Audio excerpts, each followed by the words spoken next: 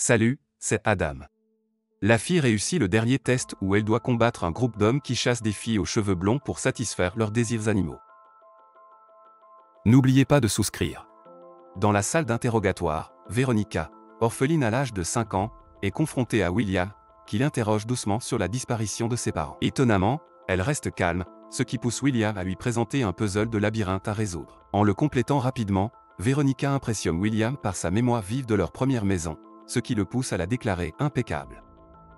En conséquence, il la présente à un refuge où des individus distincts sont préparés pour des tâches spéciales. Intriguée, Veronica découvre le passé tragique de William, marqué par le meurtre de sa famille, après une question occasionnelle sur sa profession. Les années passent, et l'adolescente Veronica subit divers entraînements avec William. William lui conseille d'éviter les combats dans l'eau, ce qui pousse l'adolescente à demander une arme à feu à la place. L'instructeur accepte, lui demandant de le blesser avec l'arme. Lorsque Veronica découvre qu'elle est déchargée, William se met à lui jeter des pierres, mettant en évidence les inconvénients des armes à feu sans munitions. Dans un restaurant, un groupe d'adolescents, dirigé par Jameson, passe du temps avec Jennifer. Il remarque une nouvelle serveuse blonde, Gwen, et s'approche d'elle. William teste le pouvoir de Veronica en essayant de l'étrangler, révélant sa vulnérabilité surprenante. Veronica, incapable de se défendre, est libérée, et William prend sa place. Il lui ordonne de l'étrangler, lui montrant comment échapper à la situation. Les rôles s'inversent lorsque Veronica rend involontairement William inconscient, mettant en évidence son immense pouvoir. William s'entraîne avec Veronica et l'observe assembler rapidement un pistolet, la préparant à une confrontation avec un groupe d'adolescents cruels. Pendant ce temps, au dîner, Jameson entraîne Gwen dans la sombre forêt, suivie de ses amis. Dans un bar, William donne à Veronica pour mission d'approcher un homme pour un test de compétence. Elle obéit, prétendant s'embrasser avec lui mais finissant par le neutraliser. William réveille l'homme en le giflant, créant un scénario pour justifier ses actions. Dans la sombre forêt, Gwen est poursuivie par Jameson et ses amis, ce qui conduit à un dénouement tragique. Reposant dans une auberge, William refuse à Veronica des analgésiques, et elle tente sans succès de le séduire. William retient Veronica et lui administre un sérum de vérité et une injection hallucinogène, la poussant à affronter ses peurs. William laisse Veronica alors que l'hallucinogène fait effet. Elle a des hallucinations d'une confrontation avec William, exprimant sa peur de l'échec et avouant son amour. William verse brusquement de l'eau sur elle, mettant fin à l'hallucination. William interroge Veronica sur ses hallucinations, et elle révèle sa peur d'échouer dans la mission. Curieuse, elle demande à William s'il la tuerait si nécessaire, mais il échappe à la confirmation. Il insiste sur l'importance de rester vigilante et la déclare prête pour le test final. William conduit Veronica au dîner, lui présentant sa prochaine cible, le groupe de Jameson, qui a un sombre passé de violence envers les femmes. Choquée par leurs actions, Veronica apprend que Jennifer, la petite amie de Sean, fait partie de leur couverture. Alors que le groupe de Jameson quitte le dîner, Veronica sort de la voiture pour recueillir plus d'informations. Elle entre en contact avec Jennifer, finissant par découvrir les dynamiques troublées du groupe. Encourageant Jennifer à vivre l'instant présent, Veronica prend congé, partant avec une compréhension nouvelle et la gratitude de sa nouvelle amie. Dans la voiture, Veronica met à jour William sur la désintégration du groupe d'amis et s'enquiert du début de la mission. À sa grande surprise, William révèle que le test final nécessite qu'elle mène la mission seule. Quelques jours plus tard, Jameson entre dans le dîner, repérant Veronica, la femme blonde dans le coin. Il s'assoit et engage la conversation avec Veronica, qui prétend être nouvelle en ville. Jameson l'invitait à le rencontrer le samedi soir, en précisant ironiquement le code vestimentaire. Le samedi désigné, Sean se prépare pour une chasse avec ses amis, disant au revoir à Jennifer. Pendant ce temps, Veronica, vêtue de rouge, écrit « Je t'aime » sur son miroir. Jameson vient chercher Veronica au dîner, la présentant à ses amis en smoking. Veronica plaisante en demandant s'ils sont un groupe a cappella, et Daniel flirte avec elle. Le groupe part, avec Veronica s'enquérant des autres filles à leur destination. Pendant le voyage, Nelson, excité par l'aventure imminente, montre ses compétences au baseball, tandis que Jameson accélère et que Daniel interagit de manière ludique avec Veronica. Nelson lui remet une batte, et après avoir manqué le premier coup, elle détruit de manière impressionnante une boîte aux lettres, recevant des éloges des hommes. Il se gare sur le bord de la route, Jameson guidant Veronica dans une sombre forêt. Au fur et à mesure de leur progression, Veronica trébuche sur ses talons, et Jameson la conduit vers un endroit de rassemblement avec des meubles usagés, où ses amis attendent. Les hommes tombent dans un silence feutré alors qu'ils contemplent Veronica. Elle brise le silence en s'enquérant de leur passe-temps habituel. En réponse, Daniel lui lance une invitation à se joindre à un jeu, et Véronica, l'audacieuse jeune femme, leur offre une gorgée de sa flasque. À l'insu de ses compagnons masculins, l'adolescente débrouillarde a ajouté des hallucinogènes à la boisson pendant qu'ils se succèdent pour y prendre part. Cependant, Jameson décline poliment et lui rend la flasque. L'impudent jeune homme propose ensuite une tournure unique à leur rassemblement, un jeu de action ou vérité. Véronica doit d'abord choisir une action dans le sac de Daniel et décider si elle opte pour la vérité ou l'action. Cependant, il y a un hic, si elle choisit la même action 2 fois, elle sera obligée de la réaliser. Jameson lance le jeu en choisissant une action, mais décide de révéler une vérité à la place. Curieuse, Véronica interroge sur l'action la plus regrettable qu'il ait jamais commise. Jameson réfléchit à son passé et raconte un souvenir poignant de sa première expérience de chasse. Le jeune homme arrogant révèle qu'il est une fois allé chasser avec son père, visant un lapin. Cependant, quand il a blessé les pattes arrière du lapin, il s'est mis à boiter. Son père lui a ordonné de terminer le travail avec un couteau de chasse, mais le jeune Jameson s'est retrouvé incapable de le faire, alors qu'il regardait dans les yeux de la créature. Véronica et Sean expriment leur désintérêt pour l'histoire de Jameson, la trouvant plutôt peu impressionnante. Cependant, Jameson croit fermement que laisser le lapin souffrir une mort lente et douloureuse était un choix pire que de le tuer rapidement comme il aurait dû le faire. Poursuivant le jeu, Véronica choisit une action mais opte à nouveau pour la vérité, incitant Jameson à lui poser la même question. Véronica partage alors une révélation sombre, elle a eu l'occasion de sauver la vie de quelqu'un mais a choisi de ne pas le faire.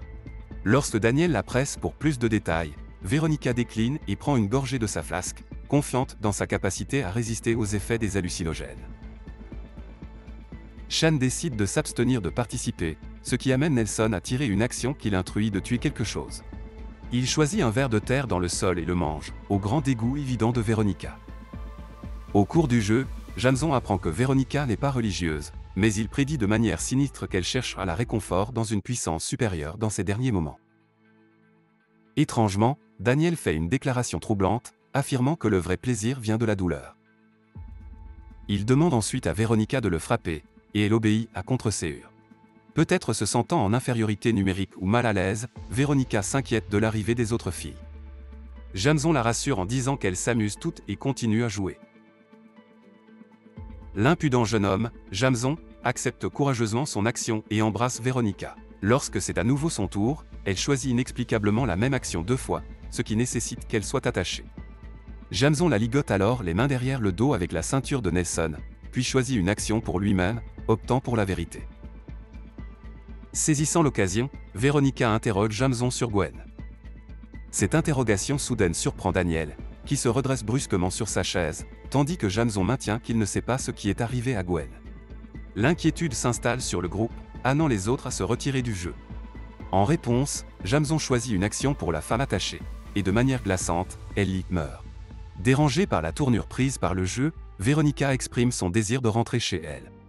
Cependant, le jeune homme arrogant suggère un sinistre revirement, il transforme cela en un jeu de chasse et ordonne à Véronica de courir. Elle prétend être terrifiée, criant à l'aide alors que le groupe d'amis trouve cela très amusant. Alors que le jeu macabre se poursuit, Jameson dit à ses amis de fermer les yeux et conseille à Véronica de courir plus loin, sachant que les 4 d'entre eux peuvent couvrir plus de terrain dans la poursuite. Accordant à Véronica une avance de 5 minutes, Jameson donne le commandement glaçant de courir pour sa vie. Peu de temps après, l'excitation emporte sur Daniel, qui se lance avec enthousiasme dans la chasse à leur proie, ignorant la règle des 5 minutes convenues. Cela incite les autres amis à se joindre également à la poursuite. Au loin, Véronica, maintenant détachée, abandonne sa prétention et se prépare pour sa mission. Alors que la chasse se déroule, Daniel commence à faire des hallucinations, percevant 2 mascottes menaçantes devant lui. Poussé par la peur, il charge ses menaces imaginaires, brandissant sa hache, mais Véronica évite habilement ses attaques. S'ensuit une lutte féroce, Véronica parvenant finalement à reprendre le contrôle de la hache de l'homme hystérique, tandis que Daniel continue de la voir comme l'une des mascottes hallucinées. Terrifié, Daniel cherche refuge pour se cacher, mais Véronica parvient à le maîtriser, le mettant à genoux. Dans sa délusion, Daniel imagine un moment affectueux, croyant embrasser sa mère, tandis que Véronica le tue impitoyablement avec sa propre arme et enfile ses chaussures. Pendant ce temps, Nelson se retrouve entouré d'assaillants masqués imaginaires, ce qui le plonge dans un état de terreur. Il appelle frénétiquement sa mère, mais Véronica le désarme rapidement de sa batte et l'engage dans un combat de poing acharné. Dans son état hallucinatoire, Nelson charge à plusieurs reprises Veronica, qu'il perçoit comme les sinistres figures masquées. Finalement, Veronica le maîtrise, pendant que Nelson imagine une scène bizarre où il embrasse sa mère. Dans une conclusion brutale, Veronica écrase sa tête avec un rocher, mettant brusquement fin à sa vie. Pendant ce temps, Jameson, appelant Veronica, tombe sur le corps sans vie de Daniel près d'un arbre. Peu après, Jennifer, la petite amie de Shan, arrive à leur cachette à la recherche de Shan mais découvre Jameson à la place. Dans un retournement de situation tordue, Jameson taquine Jennifer, révélant qu'elle est son ex-petite amie, et commence à l'embrasser.